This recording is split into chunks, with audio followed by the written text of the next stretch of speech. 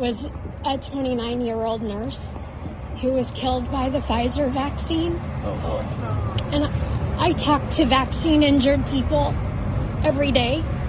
They're being ignored. They are hurting. They aren't getting disability. They aren't getting help from anybody. What are we going to do about this? I'm so sorry. Y'all couldn't hear that back here, but her daughter is 29, passed away as a complication of the Pfizer vaccine. Is that right? The COVID vaccine? It is an issue around the country, and it hasn't been given the due attention that it needs. We'll have some hearings in the new Congress about that to figure out who's responsible and why. Was there adequate warning and all the rest?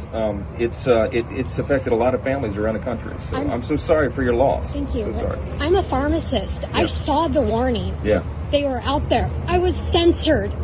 You were censored? I was censored on social media, and my daughter died because of it. Well, she says that some of the warnings were out there, and she tried to share it, and she was censored on social media. That is not a conspiracy theory. That actually happened. You know it did. In fact, there was a big court case that came out on July 4th, not this year, but previous year, 143 pages. The Western District of Louisiana, a federal court looked at all the evidence, and they said that the White House, the Biden-Harris White House, we're working with the big tech platforms in Silicon Valley, meeting with them almost weekly through the FBI field office out there, a guy named Elvis Chan. You can Google this, okay? Well, maybe not Google. You can find it elsewhere.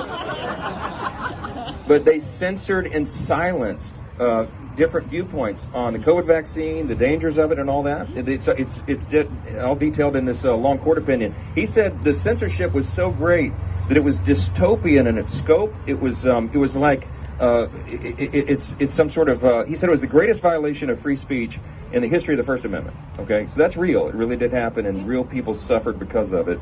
We've got to make sure that people who appreciate and are willing to give their lives to protect our freedoms and the First Amendment and the Second Amendment and all of, right, all of our fundamental freedoms, those are the people in charge of these decisions, not the big state government elitists. And that's what happened, and that's the problem. And people literally died because of it. And I'm so sorry for your loss. So this guy will fight for those freedoms every single day.